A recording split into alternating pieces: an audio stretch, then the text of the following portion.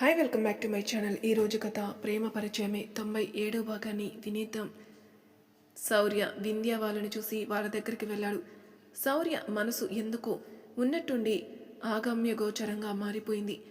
వెంటనే అక్కడ ఉండడం తన వల్ల కాక దాత్రిని చూడాలనిపించి ఎవరితో ఒక్క మాట కూడా చెప్పకుండా ఉన్న చోట నుంచి మాయమై దాత్రి చెంతన ప్రత్యక్షం అవ్వాలనుకున్నాడు. తన మనసు తట్టుకోలేకపోయింది. దాత్రిని చూడాలని మూలిగింది. ఇక తన వల్ల కాక దాత్రికి ఎదురుపడాలని నిర్ణయించుకుని అలా వచ్చాడు. శౌర్య ఒక్కసారిగా కనపడకపోవడంతో ఎక్కడికైనా వెళ్ళాడేమో అనుకున్నారు. శౌర్య అక్కడికి వెళ్లేసరికి దాత్రి స్రోలో లేకుండా నేలపై తన షర్ట్ చేతిలో ఉంచుకుని పడిపోవడం చూసి అయోమయానికి గురై వెంటనే తనని లేపి పైన పడుకోబెట్టి ఆ షర్ట్ని పక్కన వేశాడు. శౌర్య స్పర్శ తెలిసిందో లేక మనసు ఘోషిస్తుందో, నన్ను వదలకు శౌర్య, నువ్వు లేకుంటే నేను బ్రతకలేను శౌర్య అని అంది కళ్ళు తెరవకుండా మగధలో ఉన్నట్టు. శౌర్యకి దాత్రి మొహం చూడగానే బాధ అనిపించింది. ఎదకి హత్తుకుని అస్సలు వదలను, బ్రతకైనా చావైనా నీతోని అని దాత్రి పాపిటిన ఉద్వేగంతో అదరాలను ఆనించి అలానే ఉండిపోయాడు. కాసేపటికి శౌర్యకి అనిపించింది దాత్రికి ఏమైందని. ఒక్కసారి తన వైపు చూస్తే అలసిపోయినట్టు మంచి నిద్రలో ఉంది. శౌర్యకు అర్థం కాలేదు. గాలికి శబ్దం రావడంతో పక్కకు చూశాడు. అక్కడికి దగ్గరలో తను నిన్న పంపిన అమ్మవారి కుంకుమ కనిపించింది. దానితో దాత్రిని సరిగ్గా పడుకోబెట్టి ఆ కుంకుమని తెచ్చి దాత్రి నుదుటిన అద్ది, శివయ్య ఆదేశం జరిగిపోయింది, మనం గతం తెరలు వీడుకోను ఉన్నాయి, నా మనసుకు తెలుస్తుంది, కానీ అవి ఎలా మనల్ని కలుపుతాయో చూడాలి.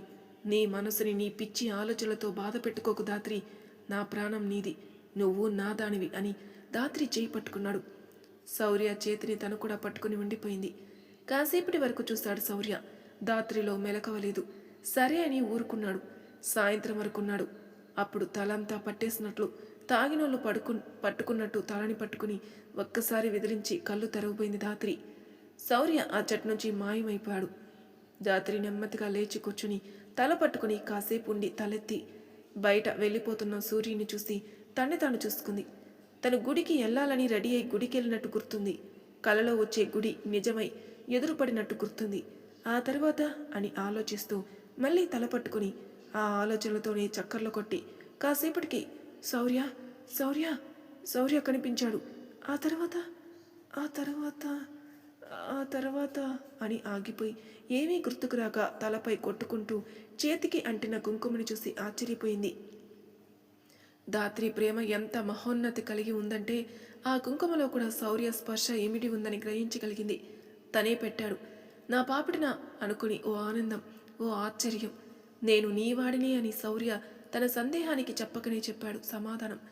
ఆనందపడిపోయింది దాత్రి పిచ్చి మనసు. ఆ ఆనందంతో తన ప్రాణం మళ్ళీ లేచొచ్చింది. చక్కగా లేచి అక్కడే కూర్చుని శౌర్య షర్ట్ ముందు వేసుకుని, నాకు ఎదురుపడ్డాక నాతో మాట్లాడాలని ప్రయత్నించు, అప్పుడు నీ బేబీ డాల్ని నీ పని పడుతుంది చూడు, చాలా అంటే చాలా బెంగ పెట్టిస్తున్నావు. అయినా తేజ్ వాళ్ళు కూడా వచ్చారు, ఎందుకు ఏదైనా పనా అని షర్టుతో తింగరగా సంభాషణ మొదలుపెట్టింది. శౌర్య మాత్రం వెంటనే ఇంటికి వెళ్ళిపోయి మార్నింగ్ తను తెచ్చిన వాటిని ఓపెన్ చేసి చూడడం మొదలుపెట్టాడు. అవి దాత్రి రిపోర్ట్స్. తనలోకి కొన్నిసార్లు ఓ కొత్త దాత్రి వస్తుంది కదా, అదెలా సాధ్యం అనుకుని ఒక్కసారి తనని ఈ క్యాంప్కి వచ్చే ముందు టెస్ట్ చేయించాడు. నార్మల్గా టెస్ట్ చేయించాడు. ఆ తర్వాత ఈ క్యాంప్ అని తెలిసింది. ఇప్పుడు ఆ రిపోర్ట్స్ని ఇక్కడికి పంపమన్నాడు. తెలుసుకోవాలని ఇంట్రెస్ట్తో వాటిని ఓపెన్ చేసి చూసిన తనకి ఓ ఇన్ఫర్మేషన్ తెలిసింది. మానవ మెదడులో జ్ఞాపకాలన్నీ స్టోర్ అయి ఉంటాయి, ఏవి అవసరమైతే అవి అని బ్రెయిన్ ఆలోచించగానే వాటి తాలూకు జ్ఞాపకాలు బయటకు వస్తాయి. ఇది అందరికీ తెలిసిన విషయమే. అయితే దాత్రి బ్రెయిన్లో అన్ని న్యూరాన్స్ల కన్నా ఒక న్యూరాన్ డిఫరెంట్గా ఉంది. అంతేకాదు పరిమాణంలో కూడా కొన్ని వేల న్యూరాన్లను కలిపితే ఏర్పడి దానిలా ఉంది. అయితే ఆ డాక్టర్ పంపిన ఇన్ఫర్మేషన్ ప్రకారం ఆ న్యూరాన్ చుట్టూ ఉన్న అన్ని న్యూరాన్స్తో ఎప్పుడైతే కనెక్ట్ అవుతుందో అప్పుడు ఆ న్యూరాన్లో పొందుపరచబడిన జ్ఞాపకాలన్నీ బయటకు వస్తాయని ఉంది. దాత్రి పునర్జన్మకి ఆధారం ఆ న్యూరాన్. అది అన్నిటితో కలిస్తే గతమంతా తన మెదడులో పొదువుకుంటుంది. అంతేకాదు ఆ న్యూరాన్ యాక్టివేట్ అయిన సమయాన చుట్టూ ఉన్న వేల న్యూరాన్లు మెదడుకి సపోర్ట్ ఇవ్వడానికి తప్ప ఏ ఇన్ఫర్మేషన్ని కలెక్ట్ చేసుకో. పాత దాత్రి వచ్చిపోయాక అప్పటి వరకు దాత్రికి ఏం చేశానన్నది గుర్తున్నది కదా. తను ఎంత రెస్ట్ తీసుకుంటే అంత మంచిదని ఆ న్యూరాన్ వల్ల ప్రాబ్లం అయితే ప్రస్తుతానికి ఏమీ లేదని ఉంది. అది చదివిన శౌర్యకి దాత్రిలో వచ్చే మార్పుకి కారణం తెలిసింది. ఇది ఓకే, కానీ తను నాకు గాయమైతే దాన్ని మాయ చేసి ఆ బాధని తను భరించడం, తన రక్తం మాయమవటం, వీటి కథ ఏంటి? తను మాయ చేయగలదా? తన దగ్గరున్న పవర్స్ అవేనా అనుకున్నాడు. వింధ్య, విదర్ అండ్ కో అంటే తేజ్, తాన్య, రామ్ కూడా కలిసి వస్తుండగా ఒక పిల్లాడు వింధ్య వెనక వచ్చి అక్క అక్క అన్నాడు. వింధ్య వెనక్కి తిరిగి ఏంటి అని అడిగింది. ఆ పిల్లాడు ఆ అన్న పిలుస్తున్నాడక్క అన్నాడు. వింధ్య తలెత్తి చూస్తుండగానే అతను నడుచుకుంటూ వచ్చి అన్న కాదురా బావా అన్నాడు. విదర్ విచిత్రంగా చూస్తే అందరూ ఎవడు వీడు అన్నట్టు చూస్తున్నాడు. ముఖ్యంగా తేజ్ మనసులో తేడాగా ఉన్నాడే అనుకున్నాడు. వీడు అందరికీ బావనే గాని ఎప్పుడొచ్చావు, ఏం చేస్తున్నావు అంది వింధ్య. అయితే గుర్తున్నానా అన్నాడు. మర్చిపోయేవాడివా అంది వెటకారంగా. కానీ ఆ మాట విన్న విదర్ గుండె విలువెలలాడింది. అతను నవ్వుతూ లండన్లో బిజినెస్ చేస్తున్నాను, మొన్ననే వచ్చాను. ఓ మంచిగా స్థిరపడ్డావైతే. హా, ఓ అమ్మాయిని చూసి పెళ్లి చేసుకోమంటున్నారు. నాకు నువ్వు చూడగానే నచ్చావు, పెళ్లి చేసుకుందామా అన్నాడు. వింధ్య నవ్వి నీకు ఎవరు నచ్చకుండా ఉన్నారు విష్ణు? 5వ తరగతిలో హైమావతి, 7లో యామిని, 10లో పావని, 12లో పల్లవి, ఇంకా లిస్టులో ఉంటారు. బట్ నాకు తెలీదు అని. నీకు లైఫ్ పార్ట్నర్ కాదు, ఇయర్కో పార్ట్నర్ కావాలి అని నవ్వుతూ నీ మనసుకి నచ్చిన వారిని కోరుకుంటే వాళ్ళు జీవితం అంతా కావాలి అనిపిస్తుంది. అదే నీ కళ్ళకి నచ్చిన వాళ్ళని కోరుకుంటే ఇంకొకరి కంటికి ఇంపుగా కనపడగానే ఆ బంధం ముగిసిపోతుంది. బాగా అర్థమైందనుకుంటా నా సమాధానం అని వెనుదిరిగింది. తేజ్, రామ్, తాన్య భలే చెప్పింది అనుకున్నారు. విదర్ బ్యాచ్ చూస్తూ ఉన్నారు.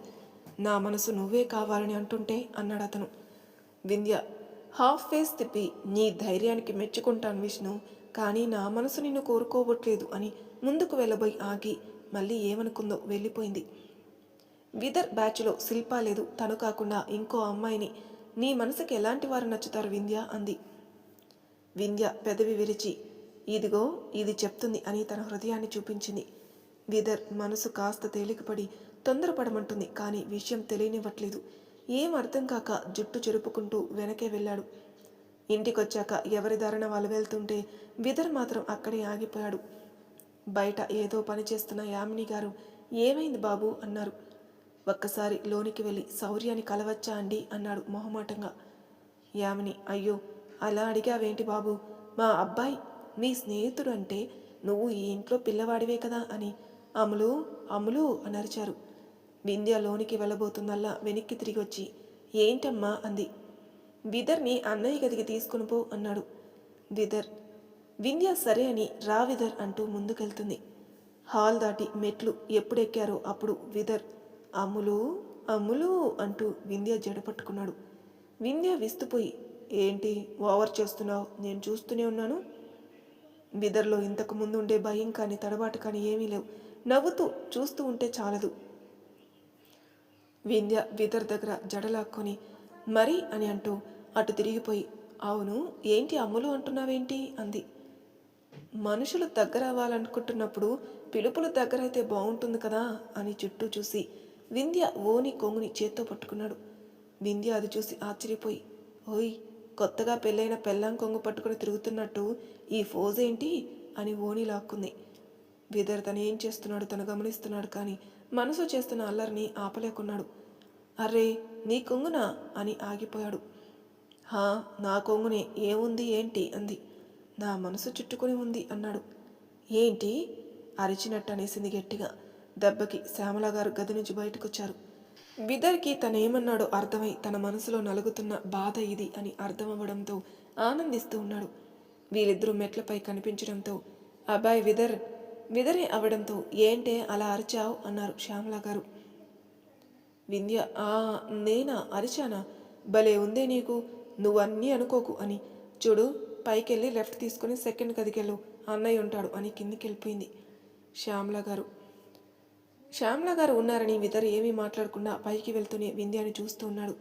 వింధ్య మెట్లు దిగి వంటగదికి వెళ్తూ ఓసారి తలెత్తి అటు చూసింది. విదర్ ఒక నవ్వు విసిరి వెళ్ళిపోయాడు. వింధ్య వడివడిగా కిచెన్కి వెళ్ళిపోయి కాఫీ కలిపి శౌర్యకి విదర్కి తీసుకుని వెళ్ళింది. విదర్ వెళ్ళేసరికి శౌర్య టేబుల్ దగ్గర కూర్చొని ఆలోచిస్తున్నాడు. హలో శౌర్య సార్ అంటూ లోనుకొచ్చాడు విదర్.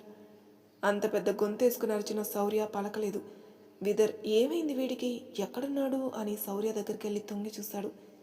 ఎవరో వచ్చినట్టు అనిపించి పక్కకు చూసి, నువ్వా, ఎప్పుడొచ్చావు అన్నాడు. ఇప్పుడైతే కాదు, కాసేపు అయ్యింది, తమరు ఎక్కడో ఉన్నారే అన్నాడు. శౌర్య నవ్వి కూర్చో అని ఓ స్టూల్ లాగాడు. ఇద్దరు ఎదురు బెదురు కూర్చున్నారు. ఏంట్రా నా కోసం వెతుక్కుంటూ వచ్చినట్టున్నావు అన్నాడు శౌర్య. అది ఓ ప్రశ్నకి సమాధానం తెలియక వచ్చాను, కానీ వచ్చే దారిలో సమాధానం దొరికిందిలే, కానీ నా గురించి నీ అభిప్రాయం చెప్పు అన్నాడు విదర్. సడన్గా నీ గురించి చెప్పమంటే అర్థం అన్నాడు. అప్పటికే అక్కడికొచ్చి ఆ ప్రశ్న విన్న వింధ్య, అందరితో కలివిడిగా ఉంటావు కానీ కలిసిపోయే మనస్తత్వం కాదు, అలా కలిసి నీకు కావాలి అనుకున్న వాళ్ళతో, అంటే నీ మనసుకు నచ్చిన వాళ్ళతో నీలా ఉంటావు, వాళ్ళని నీ వాళ్ళు అనుకుంటావు అంది. శౌర్య విదర్ అటు చూశారు.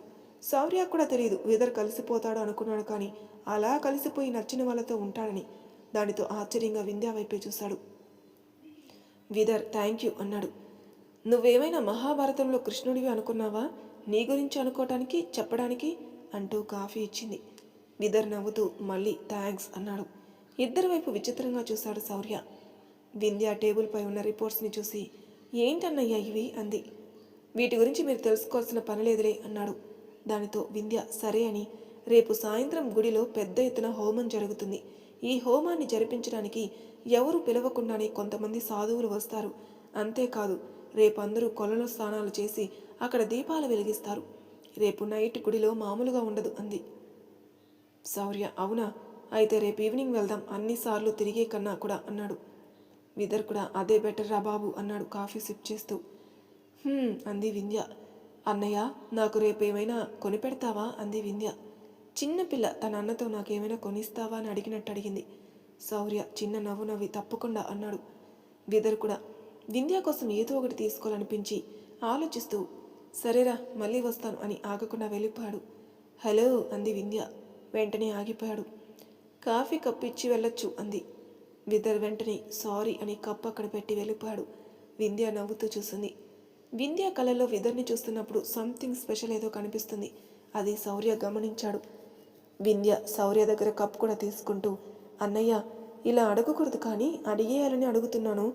దాత్రి వదిన అంత అందంగా ఉంటుంది కదా, కనీసం తన చిన్ పట్టుకుని చిన్న పిల్లలుగా ముద్దు చేయాలని కూడా అనిపించలేదు నీకు? ఎందుకంత దూరంగా ఉంటున్నావు?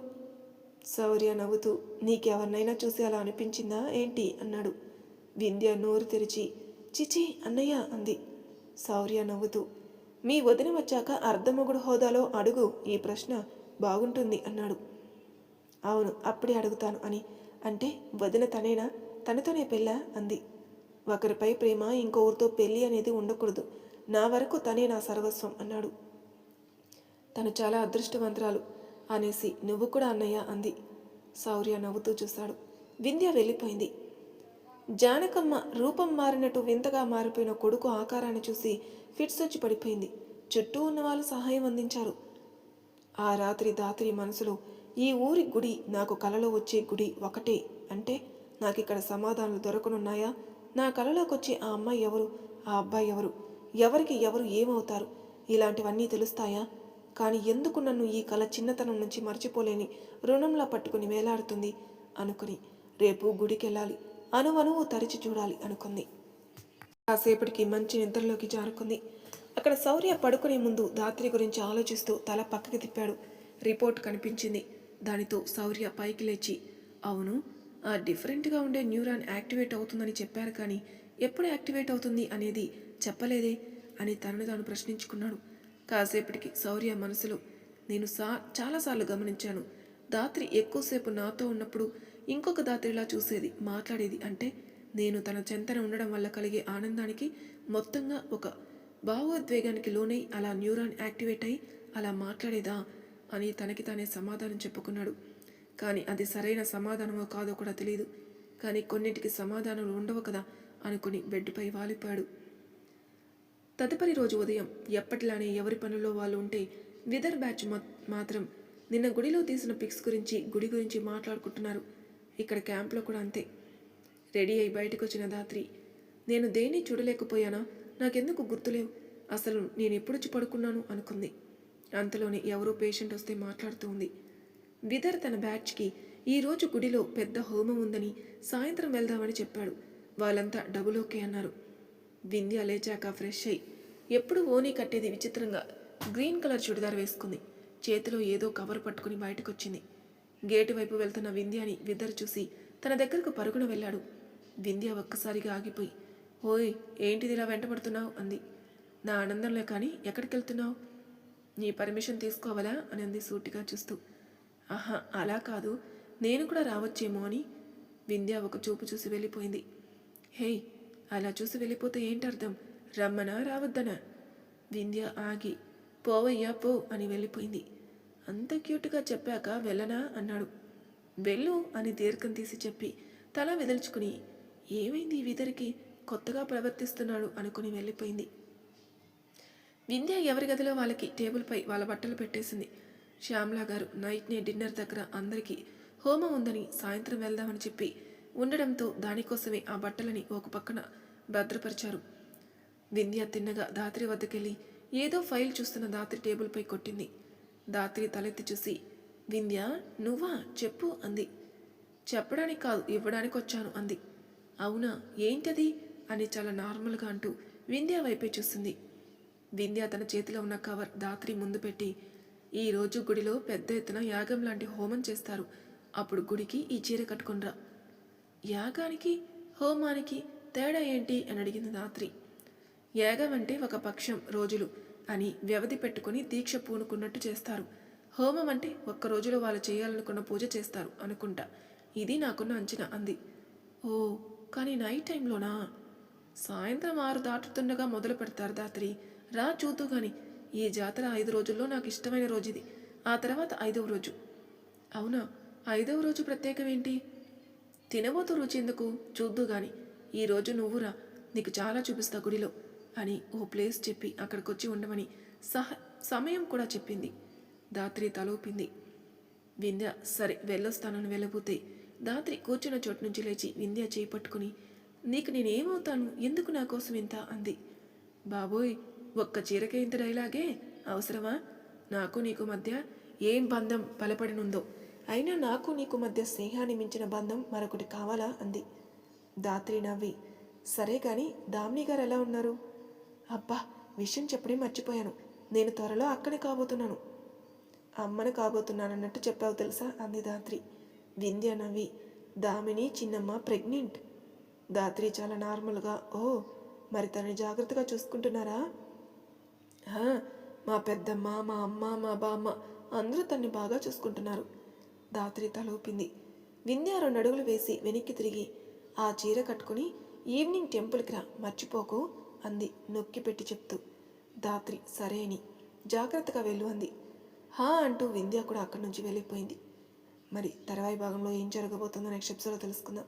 అంతవరకు నా ఛానల్ సబ్స్క్రైబ్ చేయని వాళ్ళు ప్లీజ్ సబ్స్క్రైబ్ చేసుకోండి. లైక్ చేసి షేర్ చేయండి. మీ అభిప్రాయాలు నాకు కామెంట్ రూపంలో తెలియజేయండి. Thank you for listening.